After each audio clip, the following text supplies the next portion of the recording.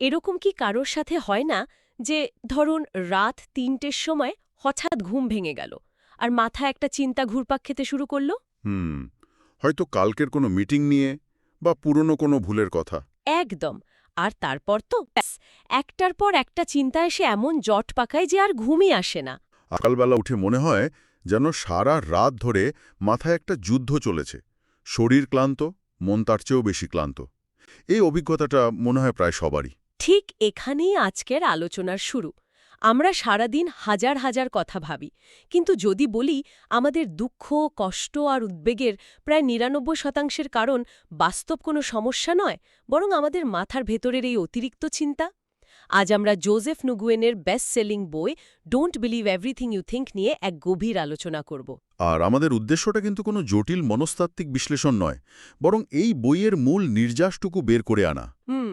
আমরা বোঝার চেষ্টা করব চিন্তার এই চক্রটা ঠিক কিভাবে কাজ করে, আর সবচেয়ে জরুরি হল এখান থেকে বেরোনোর বাস্তবসম্মত উপায় কি। বিশেষ করে যারা ওভারথিংকিং বা উদ্বেগে ভোগেন, তাদের জন্য এই আলোচনাটা একটা নতুন দৃষ্টিভঙ্গি খুলে দিতে পারে। আশা করা যায়। তাহলে চলুন একেবারে গোড়া থেকে শুরু করা যাক। লেখক বইয়ের শুরুতেই একটা অসাধারণ পার্থক্য তুলে ধরেছেন। আমার কাছে তো ওটা একটা বিরাট আহা মোমেন্ট ছিল। হ্যাঁ। তিনি বলছেন, ভাবনা বা থট আর চিন্তা করা বা থিঙ্কিং, এই দুটো জিনিস এক নয়। আর এটা বোঝাটা ভীষণ জরুরি, কারণ আমরা সারা জীবনই দুটোকে এক করে গুলিয়ে ফেলি। ঠিক। লেখক বলছেন ভাবনা বা থট হল অনেকটা বৃষ্টির ফোঁটার মতো। বৃষ্টির ফোঁটার মতো মানে? মানে এটা আমাদের নিয়ন্ত্রণে নেই, স্বতঃস্ফূর্তভাবে আসে। আকাশে মেঘ জমলে যেমন বৃষ্টি নামে, আমাদের তো কিছু করার থাকে না, তাই না? ঠিক। ভাবনাও সেরকম, আসেই। একদম।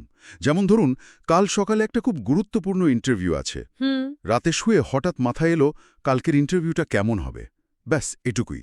এটা একটা স্বতঃস্ফূর্ত ভাবনা বা থট। আচ্ছা। লেখক বলছেন এই ভাবনাটা আসাটা কোনো সমস্যাই নয়, এটা মনের একটা স্বাভাবিক ধর্ম। তাহলে সমস্যাটা কোথায়? সমস্যাটা শুরু হয় এর পরের ধাপে, যখন আমরা ওই একটা বৃষ্টির ফোঁটাকে আঁকড়ে ধরে মনে মনে একটা মানসিক বন্যা তৈরি করে ফেলি। মানসিক বন্যা? মানে ওই একটা ভাবনাকে কেন্দ্র করে যখন আমরা সচেতনভাবে একটা নেতিবাচক গল্প বা সিনেমা বানাতে শুরু করি, এই সচেতনভাবে গল্প বানানোর প্রক্রিয়াটাই হলো থিঙ্কিং। দারুণ বলেছেন। ওই যে ইন্টারভিউর ভাবনাটা এলো, সেটাকে নিয়ে যদি আমি ঘন্টার পর ঘন্টা কাটাতে শুরু করি, হ্যাঁ। ইন্টারভিউটা যদি ভালো না হয়, তাহলে চাকরিটা পাবো না। চাকরি না পেলে আমার সম্মান থাকবে না। সবাই কি বলবে? আমার পুরো কেরিয়ারটাই হয়তো শেষ হয়ে যাবে। ঠিক। এই যে একটা নিরীহ ভাবনা থেকে হাজারটা নেতিবাচক ভাবনার জন্ম দেওয়া, একের পর এক কল্পনার জাল, লেখক বলছেন এটাই হলো বিষাক্ত থিঙ্কিং। আর এখানেই বইটির মূল বার্তাটা লুকিয়ে আছে। লেখক বলছেন থট হলো কাঁচামাল বা র মেটেরিয়াল, হুম। যা নিজে থেকে ভালো বা খারাপ নয়। আর অতিরিক্ত থিঙ্কিং হলো আমাদের নিজেদের তৈরি করা বিষ। বাহ। ভাবনাগুলো নিজে থেকে আমাদের কোনো ক্ষতি করতে পারে না, যতক্ষণ না আমরা সেগুলোকে ঘন্টার পর ঘন্টা ধরে বিশ্লেষণ করে, বিচার করে কষ্টদায়ক করে তুলছি। আসলে আমরাই সেগুলোকে ক্ষমতা দিচ্ছি। আর এখান থেকেই লেখক আরও গভীরে গিয়ে বলছেন যে আমাদের দুঃখ বা কষ্টের আসল কারণ বাইরের কোনো পরিস্থিতি নয়, ঠিক। বরং ওই পরিস্থিতি নিয়ে আমাদের এই লাগাম ছাড়া থিঙ্কিং। সত্যি বলতে এই ধারণাটা প্রথমবার হজম করা একটু কঠিন। হ্যাঁ, কারণ বাইরের দিকে আঙুল তোলাটা অনেক সহজ, কিন্তু লেখক বলছেন ভেতরের দিকে তাকাতে। হুম। একটা ক্লাসিক উদাহরণ দেওয়া যাক, যা বইটিতেও আছে। ধরুন অফিসে আপনার বস সবার সামনে কোনো একটা কাজের জন্য আপনাকে বেশ কড়া ভাষায় বকা দিলেন। আচ্ছা। এটি একটি ঘটনা, নিঃসন্দেহে একটা অপ্রিয় ঘটনা। এবং স্বাভাবিকভাবেই এতে আমাদের খারাপ লাগবে, অপমানিত বোধ হবে। কিন্তু লেখক বলছেন আমাদের দীর্ঘস্থায়ী কষ্টটা ঠিক ওই বকা দেয়ার ঘটনার জন্য হচ্ছে না। একদম। কষ্টটা হচ্ছে এর পরবর্তী চিন্তাগুলো থেকে। ঠিক তাই। ঘটনাটা হয়তো ৫ মিনিটের ছিল, সেটা ঘটে শেষও হয়ে গেছে। কিন্তু আমরা সেই ঘটনাটাকে মনের মধ্যে ঘন্টার পর ঘন্টা, এমনকি দিনের পর দিন ধরে চালাতে থাকি। যেমন, বস নিশ্চয়ই আমাকে অপছন্দ করেন, বা আমার পারফরম্যান্স হয়তো সত্যিই খারাপ। সবাই আমার দিকে তাকিয়ে হাসাহাসি করছিল, আমার চাকরিটা হয়তো আর থাকবে না।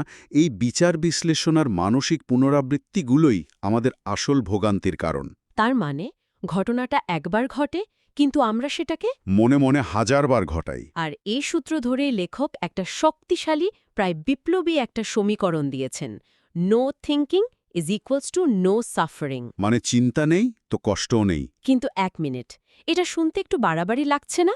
মানে বসের বকা খেলে তো খারাপ লাগবেই, লাগবেই তো। অনুভূতিকে তো আর সুইচ অফ করে দেওয়া যায় না। রাগ, দুঃখ, অপমান এগুলো তো আসবেই। না না, লেখক কিন্তু সেটা বলছেন না। তিনি রোবট হয়ে যেতে বলেননি। তাহলে এখানে উনি একটা সূক্ষ্ম পার্থক্য করেছেন। তিনি বলছেন না যে আমাদের অনুভূতি থাকবে না।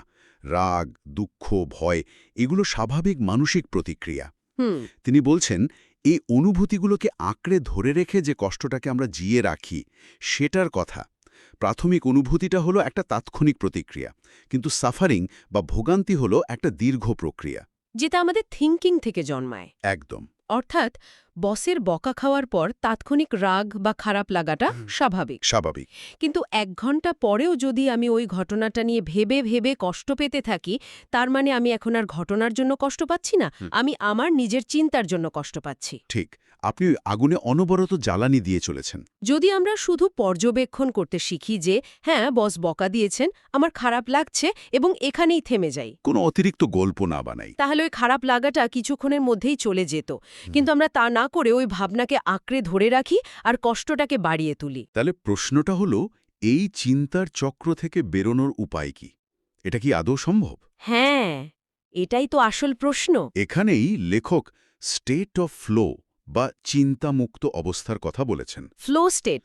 এটা কোনো আধ্যাত্মিক বা জটিল ধারণা নয়, বরং এমন একটা অভিজ্ঞতা যা আমাদের সবারই জীবনে কখনো না কখনো হয়েছে। হ্যাঁ, আমরা সবাই এই অবস্থার সঙ্গে পরিচিত। যখন আমরা খুব পছন্দের কোনো কাজে এতটাই ডুবে যাই, যেমন ধরুন ছবি আঁকা বা খেলাধুলা, বা গান শোনা, কোডিং করা। তখন আমাদের সময়ের জ্ঞান থাকে না, বাইরের দুনিয়ায় কি হচ্ছে আমরা প্রায় ভুলেই যাই। ঠিক, আর সেই মুহূর্তে আমাদের পারফরমেন্স সবচেয়ে ভালো হয়। একজন ক্রিকেটার যখন ব্যাট করতে নামেন, তিনি যদি অতিরিক্ত চিন্তা করেন যে বলটা মিস করলে কি হবে, আউট হয়ে গেলে দর্শকরা কি বলবে, তাহলে তার আউট হওয়ার সম্ভাবনা অনেক বেড়ে যায়। ঠিক। কিন্তু যখন তিনি ফ্লো স্টেটে থাকেন, তখন তার মন শান্ত থাকে এবং শরীর নিজে থেকেই প্রায় স্বয়ংক্রিয়ভাবে সঠিক প্রতিক্রিয়া দেখায়। এর মূল কারণ হল সেই মুহূর্তে আমাদের মন সম্পূর্ণভাবে বর্তমান মুহূর্তে বা প্রেজেন্ট মুভমেন্টে থাকে। একদম। অতীত নিয়ে কোনো আক্ষেপ বা ভবিষ্যৎ নিয়ে কোনো উদ্বেগ থাকে না। আমাদের অহং বা ইগো, যেটা সবসময় অতীত আর ভবিষ্যৎ নিয়ে গল্প বানাতে ভালোবাসে, সেটা তখন শান্ত থাকে। তাহলে ফ্লো হচ্ছে সেই অবস্থা যেখানে মন এতটাই বর্তমানে ব্যস্ত যে অতীত বা ভবিষ্যৎ নিয়ে গল্প বানানোর সুযোগই পায় না। লেখকের মতে প্রকৃত শান্তি কেবল এই বর্তমান মুহূর্তেই পাওয়া সম্ভব। কারণ আমাদের সব উদ্বেগ ভবিষ্যৎকে নিয়ে, আর সব দুঃখ অতীতকে নিয়ে। বর্তমান মুহূর্তে আসলে কোনো সমস্যা নেই, আছে শুধু কাজ বা অভিজ্ঞতা। তাই এই ফ্লো স্টেটে পৌঁছানোর অভ্যাস করাটা খুব জরুরি। এই ফ্লো স্টেটের ধারণাটা শক্তিশালী, কিন্তু আমার মনে হচ্ছে এটা একটা আদর্শ পরিস্থিতি। আমি যখন 10টা কাজের চাপে থাকি, ক্লায়েন্টের ডেডলাইন সামলাচ্ছি, তখন ফ্লোতে যাওয়াটা তো বিলাসিতা মনে হয়। ঠিক। দৈনন্দিন জীবনের এই বিশৃঙ্খলার মধ্যে লেখক কি কোনো সহজ ব্যবহারিক উপায় বাতলেছেন? What's the first practical step? অবশ্যই। আর এখানেই বইটার আসল সৌন্দর্য। ধারণাগুলো গভীর হলেও সমাধানগুলো খুবই বাস্তবসম্মত। আচ্ছা। লেখক মূলত 3টি ব্যবহারিক কৌশলের কথা বলেছেন, যা আমরা যে কোনো মুহূর্তে প্রয়োগ করতে পারি। প্রথম কৌশলটি হল আপনার চিন্তাকে বিশ্বাস করা বন্ধ করুন। এটা শুনতে খুব সহজ, কিন্তু বেশ গভীর। এর মানে কি এই যে আমার মাথায় যা আসছে সেটা কি আমি পাত্তা দেব না? না না, কিন্তু সব চিন্তা তো আর ফেলনা নয়। কিছু চিন্তা তো আমাদের বিপদ থেকে বাঁচায়, পরিকল্পনা করতে সাহায্য করে। তাহলে কোনটাকে বিশ্বাস করব আর কোনটাকে করব না, সেটা বুঝব কিভাবে? চমৎকার প্রশ্ন। লেখক এখানে সব চিন্তাকে বাতিল করতে বলছেন না। তিনি মূলত আমাদের মাথায় ঘুরপাক খাওয়া নেতিবাচক, পুনরাবৃত্তিমূলক এবং বিচারমূলক চিন্তাগুলোর কথা বলছেন। যেমন আমি যথেষ্ট ভালো নই, আমাকে দিয়ে কিছু হবে না, সবাই আমার চেয়ে এগিয়ে যাচ্ছে, এই ধরনের চিন্তাগুলো। আচ্ছা। তিনি বলছেন এই চিন্তাগুলো যখন মাথায় আসে, সেগুলোকে ধ্রুব সত্যি বলে ধরে না নিতে। নিজেকে শুধু মনে করিয়ে দিতে হবে এটা কেবল একটা চিন্তা, এটা বাস্তবতা নয়। অনেকটা আকাশের দিকে তাকিয়ে মেঘ দেখার মতো, তাই না? একদম সঠিক উপমা। একটা মেঘ এলো, আবার চলে গেল। আমি মেঘ নই, আমি হলাম আকাশ যে ওই মেঘটাকে শুধু দেখছে। বাহ, চিন্তাগুলোকে নিজের পরিচয়ের অংশ না ভেবে সেগুলোকে একজন নিরপেক্ষ দর্শকের মতো দেখুন। এই অভ্যাসটা ধীরে ধীরে চিন্তার শক্তিকে কমিয়ে দেয়। যখন কোনো চিন্তাকে বিশ্বাস করা বন্ধ করে দেওয়া হয় তখন সেটার আর কোনো প্রভাব থাকে না। ঠিক। আচ্ছা, দ্বিতীয় কৌশলটা আমার কাছে আরও বেশি কার্যকরী মনে হয়েছে। সেটা হলো আপনার অনুভূতিকে অ্যালার্ম বা সংকেত হিসেবে ব্যবহার করুন। এটা একটা অসাধারণ টুল। লেখক বলছেন আমাদের অনুভূতিগুলো আসলে আমাদের চিন্তারই সরাসরি প্রতিফলন। হুম। যখনই আমাদের খারাপ লাগে, মন ভার হয়ে আসে বা উদ্বেগ হয়, তখন এটা একটা সিগন্যাল যে আমরা কোনো নেতিবাচক চিন্তার জালে আটকে গেছি। তার মানে আমার খারাপ লাগাটা আসলে কোনো সমস্যা নয়, বরং এটা একটা অ্যালার্ম যা আমাকে কিছু বলতে চাইছে। ঠিক তাই। আপনার খারাপ লাগাটা একটা অ্যালার্মের মতো কাজ করে, যা আপনাকে বলছে যে আপনার মনোযোগ এমন কিছুতে আটকে আছে যা সত্যি নয় বা যা আপনার কোনো উপকারে আসছে না। এটা সচেতন হওয়ার একটা সুযোগ করে দেয়। একদম। যেমন ধরুন, আপনি সোশ্যাল মিডিয়া স্ক্রোল করছেন আর হঠাৎ মনটা খারাপ হয়ে গেল। হ্যাঁ, এটা তো প্রায়ই হয়। ওই মুহূর্তটাই হলো সংকেত। তখন নিজেকে প্রশ্ন করুন, 1 মিনিট, আমার খারাপ লাগছে কেন? আমি এই মুহূর্তে ঠিক কি চিন্তা করছিলাম? আচ্ছা। হয়তো আপনি আপনার কোনো বন্ধুর ইউরোপ ভ্রমণের ছবি দেখে ভাবছিলেন, আমার জীবনটা কত একঘেয়ে, আমি কোথাও যেতে পারি না। এই ভাবনাটাই আপনার খারাপ লাগার কারণ, বন্ধুর ছবিটা নয়। বাহ! তার মানে নিজের অনুভূতিকে শত্রু না ভেবে বন্ধু হিসেবে দেখা। এটা একটা গাইড যা আমাদের চিন্তার ভুল পথ থেকে সঠিক পথে ফিরতে সাহায্য করে। হুম। এটা একটা অন্যরকম দৃষ্টিভঙ্গি। আমরা সাধারণত খারাপ অনুভূতি থেকে পালিয়ে যেতে চাই, কিন্তু আপনি বলছেন সেটার দিকেই মনোযোগ দিতে। এটা তো বেশ কঠিন অভ্যাস। কঠিন, কিন্তু অসম্ভব নয়। এটা আমাদের নিজেদের ভেতরের জগতের নেভিগেশন সিস্টেমের মতো। একবার ব্যবহার করতে শিখলে এটা আমাদের সবচেয়ে বড় বন্ধু হয়ে উঠতে পারে। এবার আসি তৃতীয় এবং শেষ কৌশলে। আর এটা আমাদের অনেকের জন্যই একটা বড় ধাক্কা হতে পারে। হ্যাঁ। কৌশলটা হল সবকিছু চিন্তা করে সমাধান করার চেষ্টা করবেন না। এটা তো আমাদের এতদিনকার শেখা সবকিছুর উল্টো। একদম। আমরা প্রায় ভাবি যে একটা সমস্যা নিয়ে যত বেশি চিন্তা করব, যত বেশি কাটাছেড়া করব, তত ভালো সমাধান পাব। আমরা মনে করি চিন্তা করাটাই সমাধানের একমাত্র পথ। আমরা তো সবসময় শুনে এসেছি, থিঙ্ক বিফোর ইউ অ্যাক্ট। ঠিক। বড় কোনো সিদ্ধান্ত নেওয়ার আগে তো সব দিক ভেবেচিন্তেই নেওয়া উচিত, তাই না? লেখক কি বলতে চাইছেন যে আমাদের চিন্তা না করে ঝাঁপিয়ে পড়া উচিত? না, মোটেও তা নয়। তিনি এখানে চিন্তা করা আর ওভার থিঙ্কিংয়ের মধ্যে পার্থক্য করছেন। আচ্ছা। পরিকল্পনা করা বা কোনো বিষয়ের ভালো মন্দ দিকগুলো বিবেচনা করাটা হলো দরকারি চিন্তা। কিন্তু যখন আমরা কোনো সমাধান না পেয়ে একই জায়গায় ঘন্টার পর ঘন্টা ঘুরপাক খেতে থাকি, সেটা হলো অতিরিক্ত চিন্তা। আর লেখক বলছেন এই অতিরিক্ত চিন্তা আসলে আমাদের মনকে আরও জটিল করে তোলে এবং সৃজনশীলতাকে বাধা দেয়। ঠিক। এটা তো সত্যি। অনেক সময় কোনো সমস্যার দারুণ একটা সমাধান মাথায় চলে আসে গোসল করার সময় বা হাঁটতে হাঁটতে। রাইট। ঠিক। যখন আমি আসলে ওই বিষয়টা নিয়ে জোর করে ভাবছিলাম না। ঠিক। কারণ ঠিক ওই মুহূর্তে আপনার মন চাপমুক্ত এবং শান্ত ছিল। সেরা আইডিয়া, সেরা সৃজনশীলতা বা সমস্যার আসল সমাধানগুলো আসে একটি শান্ত ও চিন্তামুক্ত মন থেকে। হুম। যখন আমাদের মন শান্ত থাকে, তখনই আমাদের ভেতরের প্রজ্ঞা বা ইনটুইশন কাজ করতে পারে।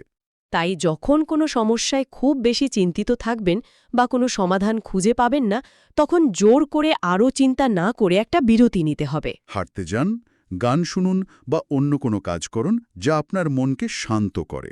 অর্থাৎ সমস্যা থেকে সাময়িকভাবে সরে আসাটাও সমাধানেরই একটা অংশ। এটা অনেকটা একটা ঘোলা জলের পুকুরের মতো। বাহ, দারুণ উপমা। জলকে পরিষ্কার করতে হলে সেটাকে ঘাটাঘাটি না করে কিছুক্ষণ স্থির থাকতে দিতে হয়। কাদাটা থিতিয়ে গেলে জল নিজে থেকেই স্বচ্ছ হয়ে যায়। অসাধারণ। মন শান্ত হলে সমাধান নিজে থেকে আপনার কাছে আসবে, অতিরিক্ত জোর করার প্রয়োজন নেই। তাহলে জোসেফ নুগুয়েনের বইটির মূল কথা যদি আমরা এক জায়গায় করি, তাহলে দাঁড়ালো আমাদের মন একটি অসাধারণ যন্ত্র, একটি শক্তিশালী টুল। কিন্তু সমস্যাটা হয় যখন আমরা এই টুলটাকে আমাদের জীবনের চালক বা মালিক বানিয়ে ফেলি। ঠিক।